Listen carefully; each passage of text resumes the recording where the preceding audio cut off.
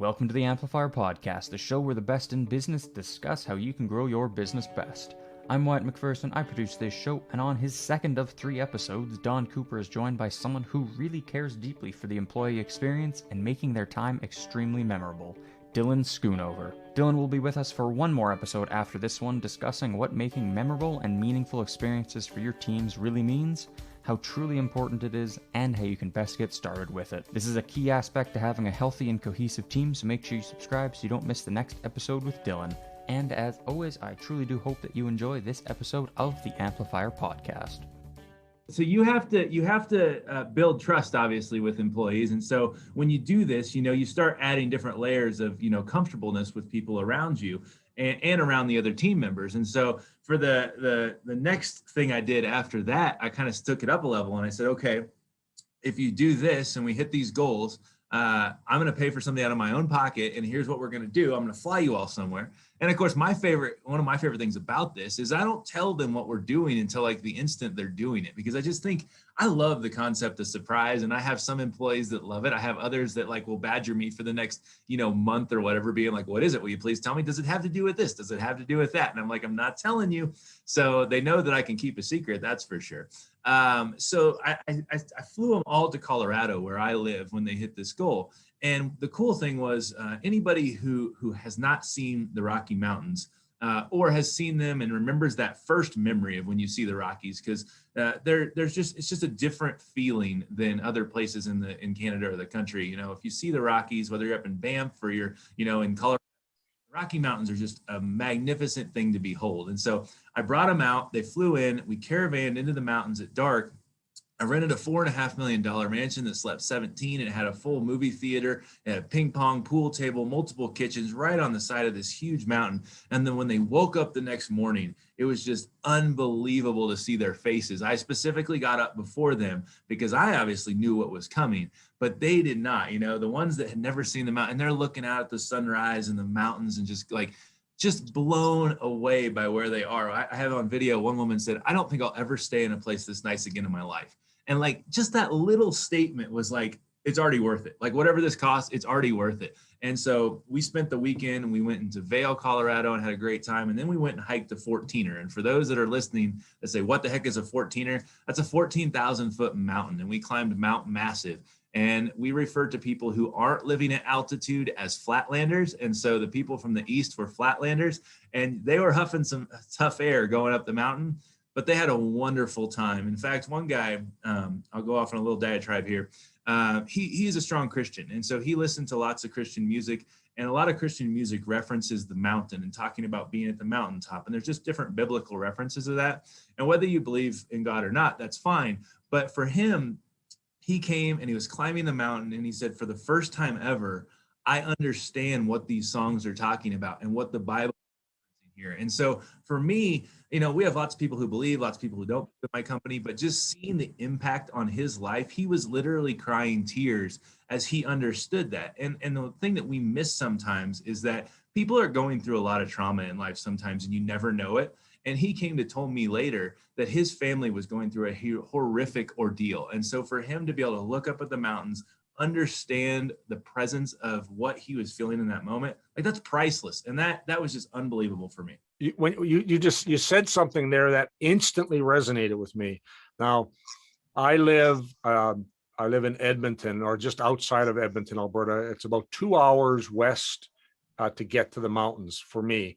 And so we go to the mountains all the time. Every time we have anyone come visit us, my wife is British. When we have friends come over from Europe, I have a lot of friends and family in Eastern Canada, the Flatlanders, as you put them.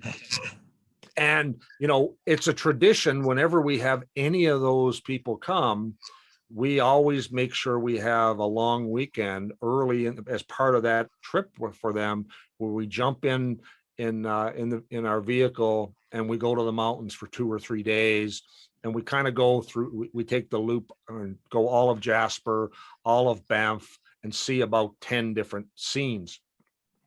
But I remember, and so every time we do that, the first time they see the mountains is always this sort of jaw-dropping awe experience.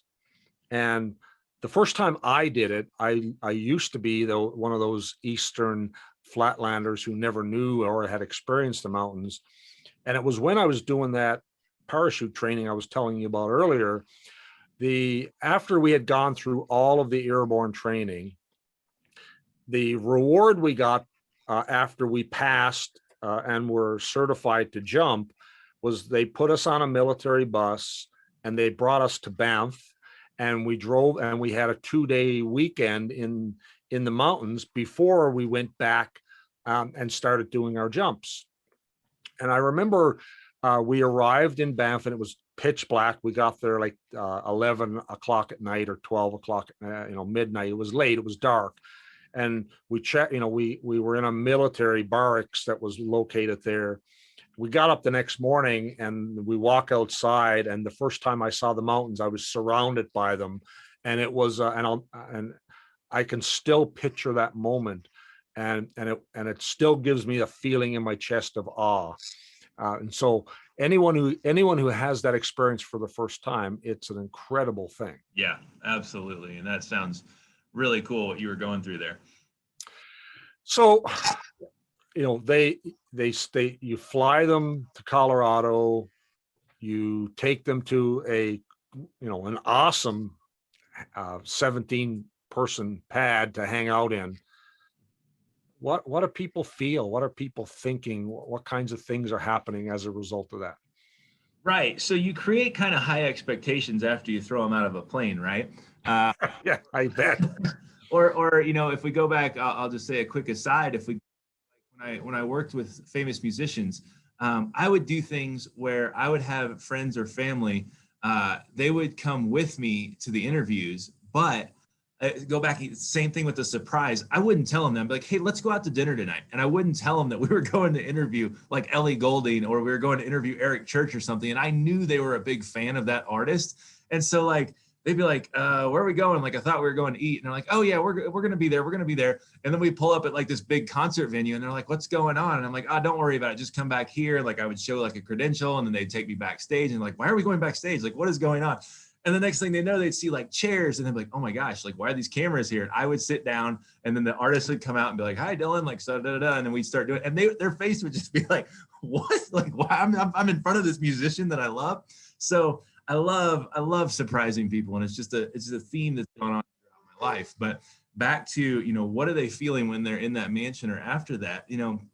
They are just so, a lot of things develop. So one of them is loyalty. We talk about retention of employees and how turnover is expensive and finding good people is difficult. Well, if you find good people, in my opinion, you want to treat them world class. You want to give them an experience that they're not going to get somewhere else. And so when we do these things, they feel so appreciated because it's like a giant party for them with people they love to be around. And they work with them already, so they know them well, but now they know them at a different level.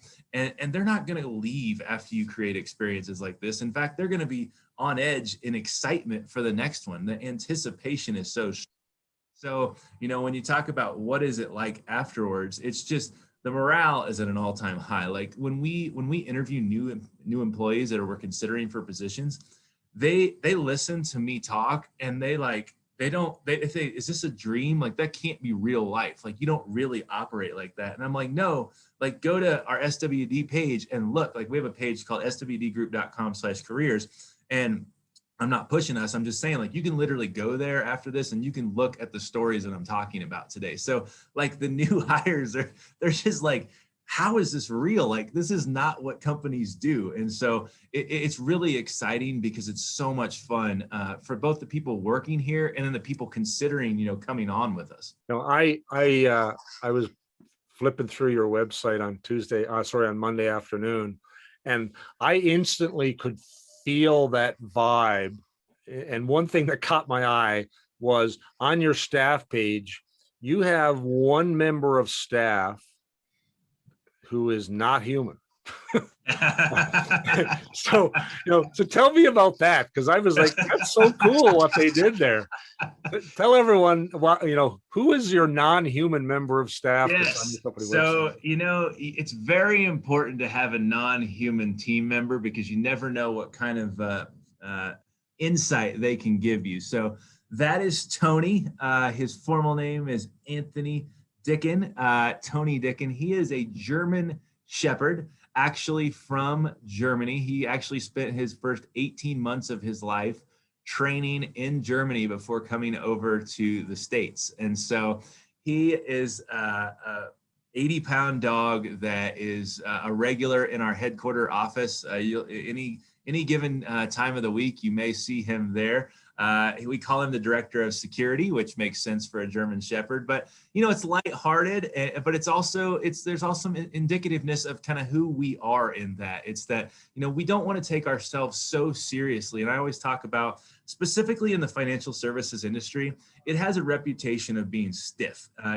Everybody's wearing suits, everybody's dotting, every little period for numbers, and money is so, serious, and people just come in nervous feeling because it's like, I've got $2 million and, I don't know if I'm doing the right thing. And everybody's just so tight. So we say, hey, look, let's lighten the mood a little bit. Let's have a little fun. And so that is our non-human member, but it's very important that he is on the team page. I love that. In our companies, we have an open policy that anyone can bring their dog to work. And so I've been in the office and I've had one of my dogs, and there might be 3 or 4 other dogs, and they're all hanging out and they're running around the office. And what's funny with my dog is, as soon as we enter the building, there's about 5 people he knows really well, and he just visits them all at their desk. Like, he literally knows where their desks are, and he goes and hangs out with them. Often I won't see him for the whole day. It's weird, but we're all dog people. I don't know that anyone brings their cat to work. Maybe they're afraid to, I'm not sure. But I just thought, that one little thing I saw on your website going, yeah, they got a fun culture, because they don't just have Tony, but Tony is showcased on your website as a member of the team. And that little thing just spoke to me as soon as I saw it. And there you have it. Thank you so much, everybody, for listening to this episode of the Amplifier Podcast. If you'd like to get in touch or learn more about Don Cooper or our guest Dylan Schoonover, then you can find both their links in the description of this episode. Make sure you leave a like and a 5-star rating. It truly does help us out a lot. And don't forget to subscribe so you never miss an episode. Thank you so much for listening again, and we'll see you next time on the Amplifier Podcast.